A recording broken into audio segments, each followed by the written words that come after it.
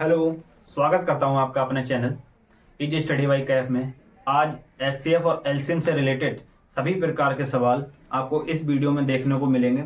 सबसे पहले आप लोग एचसीएफ और एलसीएम के बारे में जानेंगे कि एचसीएफ और एलसीएम होता क्या है, एचसीएफ किसे कहते हैं और एलसीएम कैसे निकालते हैं। पहले आप ये चीज सीखेंगे, उसके बाद आपको सवाल की तरफ ले चलेंगे कि कैसे कैसे सवाल एग्जाम में पूछे जाते हैं और किस टाइप से एग्जामिनर सवालों को बनाता घुमाता है। आपको इजी तरीके से सवाल निकालना सिखाएंगे।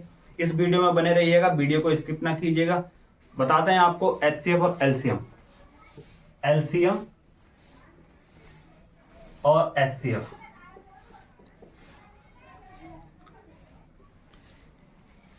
इसको हम लोग हिंदी में कहते हैं लासा, लघुत्तम समापवर्तक, और इसको कहते हैं मासा, महत्तम समापवर्तक। ठीक है। एलसीएम वो होता है वह छोटी से छोटी संख्या जो दी हुई सभी संख्याओं से विभाजित हो जाए, और एचसीएफ वो होता है कि ऐसी बड़ी से बड़ी संख्या जो दी हुई संख्याओं को विभाजित कर दे। एग्जाम्पल के तौर पे आपको बताते हैं, जैसे 24, 30 और 40 का एलसीएम क्या होगा।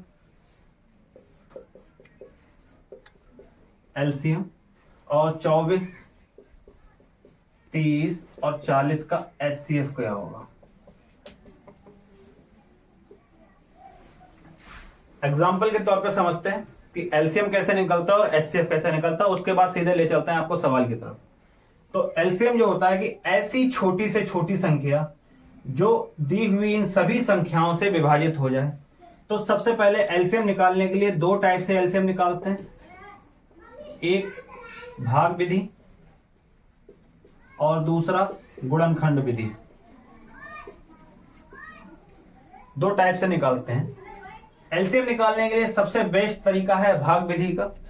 आप भाग विधि के तरीके से ही एलसीएम निकालें। गुणनखंड विधि आपको फैक्टर करने पड़ेंगे, टाइम लग जाएगा, लेकिन भाग विधि आपका जो है वो एक इजी तरीका है।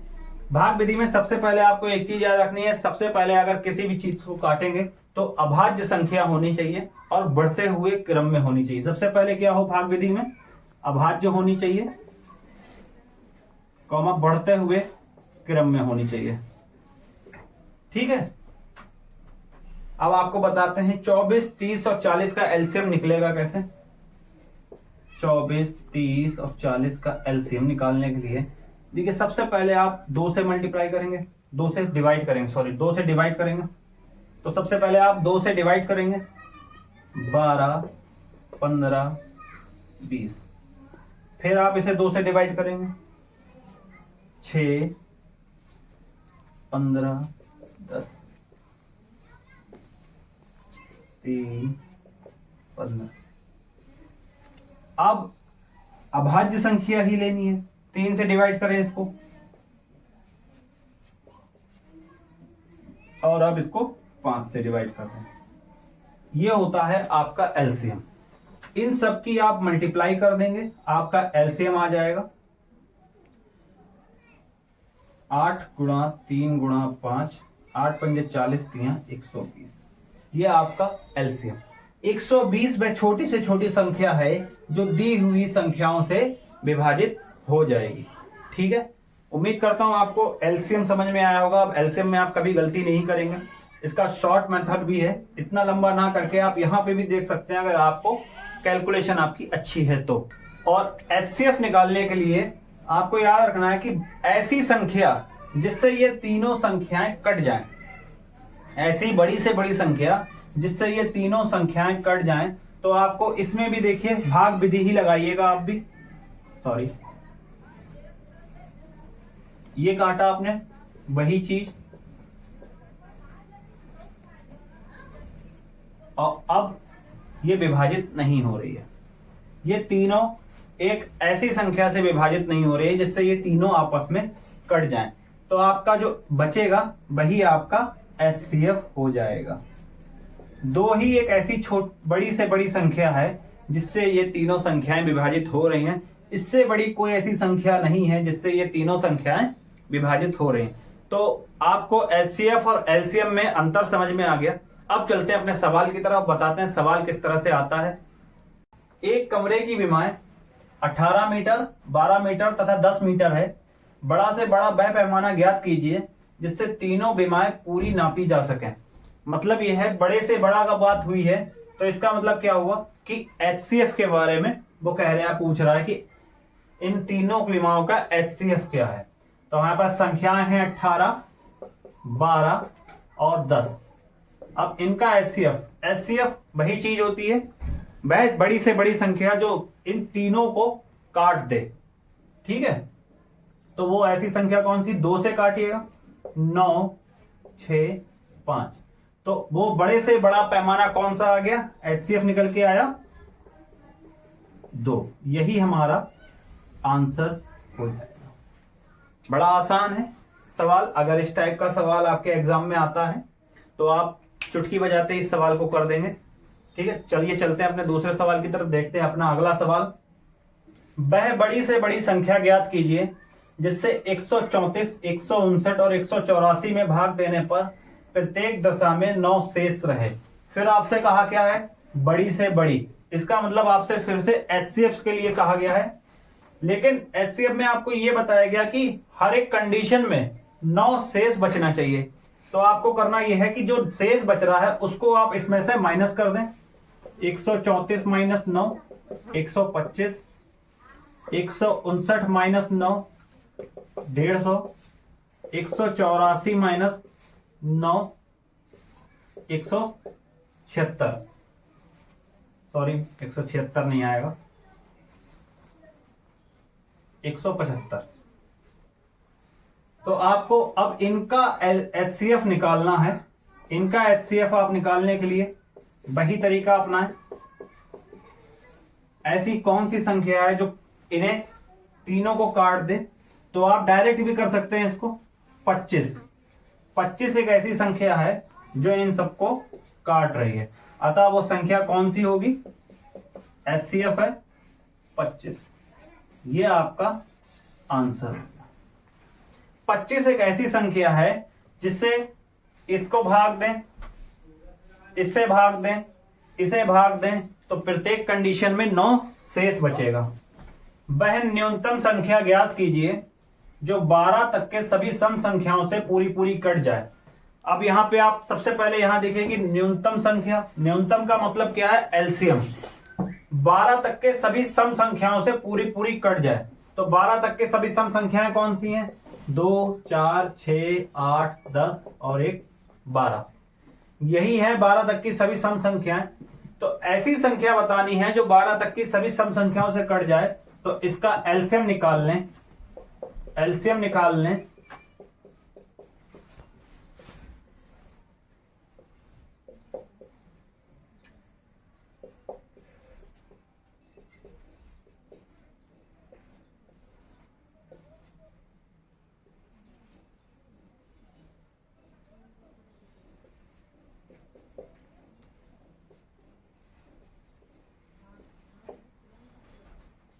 पांच दूनी 10, 10 तियां 30, 30 दूनी 60, दूनी 120।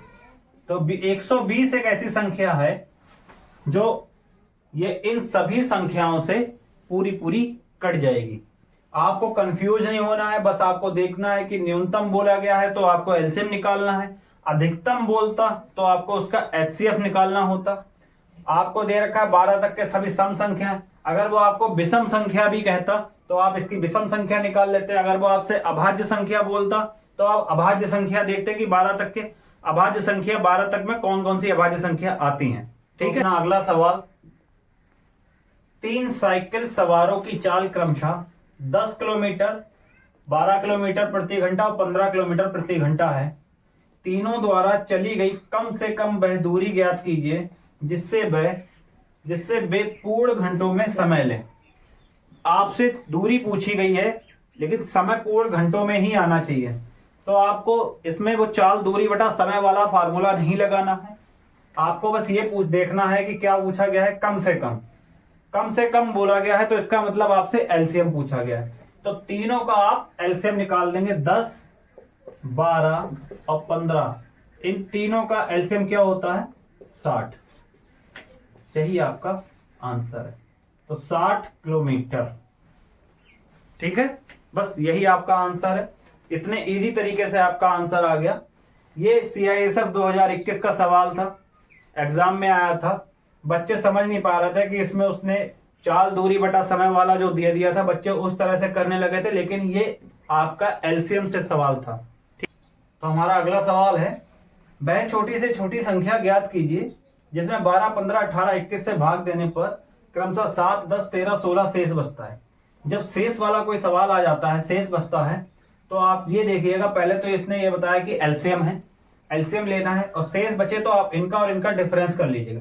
जैसे 12 और 7 का डिफरेंस आपका कितना आया, अगर शेष समान है तो आप वही अंतर घटा देंगे, इसका डिफरेंस निकालेंगे, सबका डिफरेंस 7 आएगा, 5 आएगा। 12 में से 7 निकालेंगे 5, 15 में से 10 5, 18 में से 13 5 और 21 में से 16 निकालेंगे तब भी 5 आएगा डिफरेंस। फिर आप इनका LCM ले लीजिएगा। LCM इसका लेंगे 12, 15, 18 और 21, इसका आप LCM लेंगे तो LCM आपका आएगा 1260। आपका LCM 1260 आ जाएगा। इस 1260 में से आपको ये जो अंतर आएगा उसको आप माइनस कर दें, आपका आंसर आ जाएगा 1255। 1255 वह संख्या है जिसमें 12, 15, 18, 21 से भाग देने पर ये शेष बचेगा। ठीक, तो अगला सवाल अपना, वह छोटी से छोटी संख्या कौन सी है जिसमें 8, 10, 12 से भाग देने पर प्रत्येक दशा में 5 शेष बचे परंतु 13 से पूरी पूरी विभाजित हो जाए। तो बेटा इस तरह का सवाल करने के लिए आप लोग को ऑप्शन मेथड से आप चले जाइएगा। इसको वैसे भी कर सकते हैं, लेकिन वैसे करेंगे तो आपको टाइम लग जाएगा, इसलिए सबसे पहले आप ऑप्शन चेक कीजिएगा कि 13 से कटने वाली कौन सी संख्या है जो 13 से तो पूरी पूरी विभाजित हो जाए, लेकिन अगर 8, 10 या 12 से विभाजित होगी तो 5 शेष छोड़ेगी। तो आप देखिए 850 13 से विभाजित नहीं हो रही है। 845 करके देखते हैं 13 से विभाजित होती है या नहीं होती है। 13 6 78 और 13 5 65, ये 13 से विभाजित हो रही है। अब चेक करना है कि 8, 10 और 12 से ये पूरी 8, 10, 12 से भाग करने पर 5 शेष छोड़ रही है या नहीं बच रही है। तो देखिए 8, 10 और 12 का हम LCM ले लेंगे। 8, 10 और 12, 8, 10 और 12 का जो LCM आएगा वो आएगा 120। हम डायरेक्ट काट के देख लेते हैं कि 120 से कटेगी जी। 845 120 से काटने पर 5 शेष छोड़नी चाहिए। तो हमें क्या करना है, हम 845 को 120 से काटेंगे। 12 पंजे 60, 12 सत्ते 84, 7 बार पूरा कट गया और शेष क्या बचा, 5 शेष बच रहा है। 7 बार पूरा काटने के बाद 5 शेष बच रहा है, इसका मतलब ऑप्शन नंबर बी ही सही है। आगे चेक करने की जरूरत नहीं पड़ेगी। अगर आगे चेक कीजिएगा देखिएगा 78 13 से तो कट रहा है, क्या 78 जो है आप यहां से देख लीजिएगा कि आप 10 से भी अगर 78 को काटेंगे तो 0 से 0 कट जाएगा, पूरे का पूरा कट जाएगा 78 10 से, शेष 5 बचा ही नहीं रहा है। आपको क्या चाहिए कि इनसे कटे तो 5 शेष बचे और 13 से कटे तो पूरी पूरी कट जाए। उम्मीद करता हूं आपको सवाल अच्छे से समझ में आया होगा। और इसी तरह का अगला सवाल आप लोगों के लिए है। आप लोग इसे सॉल्व करके इसका आंसर कमेंट बॉक्स में जरूर दें। वैसे ही सॉल्व होगा, बिल्कुल आप ऑप्शन मेथड से कीजिएगा, बहुत जल्दी सॉल्व हो जाएगा। उम्मीद करता हूं आप सब लोग इस सवाल को सॉल्व करेंगे और इसका आंसर कमेंट बॉक्स में जरूर देंगे। तो आइए इस तरह का सवाल देखिए। दो संख्याओं का मासा 11 तथा लासा 693 है। यदि एक संख्या 77 हो तो दूसरी संख्या बताएं। इसका एक कॉन्सेप्ट है छोटा सा, आप इतना याद रखिएगा, पहली संख्या गुणा दूसरी संख्या का HCF इंटू LCM। आप देखिए आपको दिया कि आपको दूसरी संख्या पूछी गई है और पहली संख्या आपको दे रखी है। पहली संख्या आपकी क्या है 77, दूसरी संख्या आपसे पूछी गई है। HCF आपको दिया है 11, LCM आपका ये काट लीजिए, 7 से कट गया, 7 से कट गया, 7 नेम 63, 7 नेम 63। तो दूसरी संख्या आपकी कौन सी हो गई 99। कितना इजी कॉन्सेप्ट है ये। अगर इस तरह से आपको कभी भी कोई सवाल दी, SSC GD 2022 का क्वेश्चन है, इस तरह से। तो आप इसको मुश्किल से मुश्किल 2 या 3 सेकंड में एग्जाम में सॉल्व कर देंगे। ठीक है, तो इस तरह का आपका अगला सवाल ये है कि दो संख्याओं का गुणनफल आपका 1500 दे दिया तथा दोनों का मासा 10 है, दोनों संख्याओं का लासा ज्ञात कीजिए। अब आपको जो है, पहले आपको एक एक संख्या देता था, लेकिन अब आपको दोनों संख्याओं का गुणनफल दे दिया।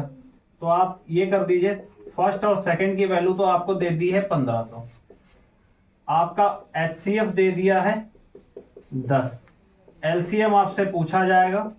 तो आप यहीं पे देख लीजिए, ये आप काट दीजिएगा, एलसीएम आ गया आपका 150।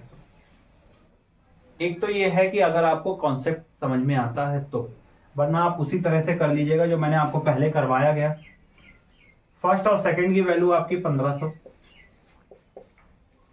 फर्स्ट और सेकंड की वैल्यू 1500 इक्वल टू एचसीएफ आपका 10 है, एलसीएम आपसे पूछा गया है, 0 से 0 कट गया, एलसीएम आपका क्या आता है 150।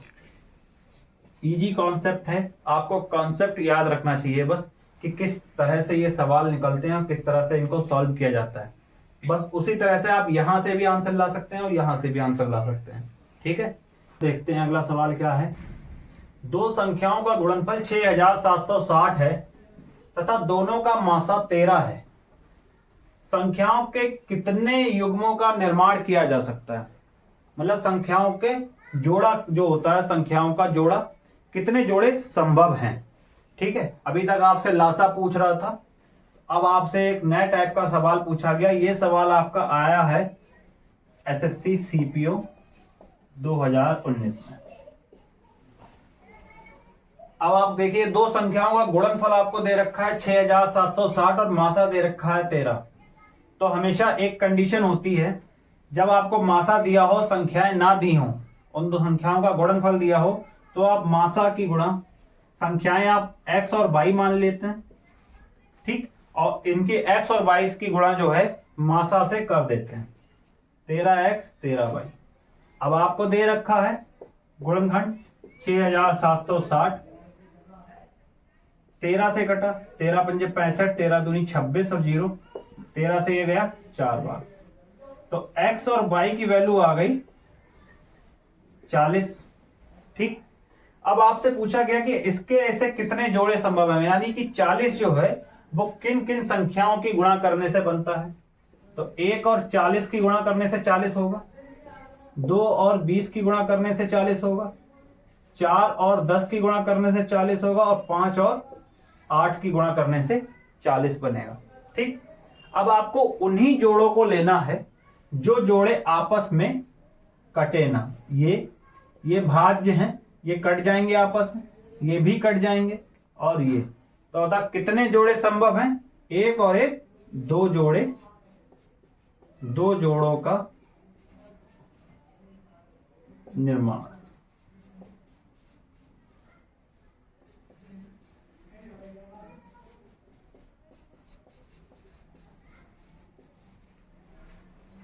आपको याद रखना है कि गुणनफल दिया है संख्याओं का, संख्याएं हमने मान ली x और y, मासा से उनकी गुणा कर दी संख्याओं की, और आपका x और y गुणनखंड आ गया 40।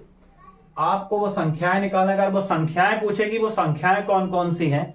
जैसे कि अगर कोई सवाल आ जाए और आपसे पूछ बैठे कि वो संख्याएं बताएं, तो आपकी वैल्यू आ गई 1 और 40। जो मासा है, मासा की गुणा आप यहां कर दें, आपकी संख्या आ जाएगी एक 13, और इसकी गुणा कर दें तो आपकी होने 13 चौक 52। एक संख्या आपकी ये आ गई, एक आ गई 13 पंजे 65, 13 अट्ठे 104। एक संख्या आपकी जी आ गई। ठीक है, अगर आपको इस तरह के सवाल में, अब उम्मीद करता हूं किसी तरह की कोई कंफ्यूजन नहीं रही होगी। आपके दोनों तरीके मैंने बता दिया आपको, जिस तरीके से आपके सवाल आए उस तरीके से आप इन सवालों को सॉल्व कर सकते हैं। ठीक है, 3/7, 2/5, 5/14 का मासा तथा 2/9, 3/14, 7/20 का लासा ज्ञात कीजिए। तो इस तरह का सवाल जब भी आए तो इससे मतलब आपसे भिन्नों का लासा पूछ रहा है, भिन्नों का लासा। जब भी भिन्नों का लासा पूछे या मासा पूछे तो आपको इतना याद रखना कि अगर लासा पूछे तो आपको करना है लासा बटे मासा, यानी आपको अंश का लासा लेना है, अंश का लासा लेंगे और हर का मासा लेंगे। और अगर मासा कहे तो आपको मासा बटे लासा करना है।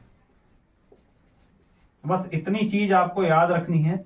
मासा कहे तो आपको अंश का मासा करना है, लासा कहे तो आपको अंश का लासा करना है। हर का आपको मासा करेंगे लासा वाले में और मासा वाले में लासा कर देंगे। बस आपको यही रखना याद। मासा है तो ऊपर मासा नीचे लासा, और अगर आपसे एलसीएम के लिए कहा गया है तो ऊपर एलसीएम और नीचे एचसीएफ निकाल देंगे। अब आपको चलते हैं इस सवाल की तरफ, देखते हैं यहाँ पे सवाल 3, 2 और 5। 3, 2, 5 का जो मासा होता है, देखिए तीनों अलग अलग संख्या है तो इसका मासा हमेशा 1 होगा। 3, 2, 5 इसका हम यहां पे निकाल देना है, 1 होगा। और नीचे का लासा देखिएगा, ऐसी संख्या देखिए जो संख्या 14 से कटेगी वो 7 से तो कट ही जाएगी। इनकी और इनकी मल्टीप्लाई कर दें तो आपका आ जाएगा 1/70। ये आपका आ गया मासा। अब आपसे नीचे वाले का लासा पूछा गया है, तो लासे के लिए ऊपर का वाले का आप लासा लेंगे और नीचे वाले का आप मासा लेंगे। तो ऊपर वाले का जो लासा है 7 × 21 दूनी 42, ये आपका लासा आ गया। अब मासा देखिए, ये तीनों कोई ऐसी एक संख्या नहीं है जो इन तीनों संख्याओं को काट दे, ठीक है। तो हमारा इनका मासा क्या हो जाएगा, हमेशा 1 हो जाएगा। तो इसकी वैल्यू क्या आ गई, 42/1। ये आ गया आपका लासा। इस तरह के सवाल में आपको सिर्फ इतना ही याद रखना है कि लासा अगर पूछे तो लासा बटे मासा, और मासा अगर पूछे तो मासा बटे लासा। ज्यादा से ज्यादा मैंने आपको इस वीडियो में बताने की कोशिश की। अगर इसमें कोई भी सवाल बचते हैं तो मैं आपको पार्ट 2 बना के इस लासा और मासा का पूरा कॉन्सेप्ट उसमें वीडियो में कवर कर देंगे। वीडियो अच्छी लगी हो तो वीडियो को लाइक करें, शेयर करें, सब्सक्राइब करें और इस वीडियो को ज्यादा से ज्यादा अपने दोस्तों में शेयर जरूर करें।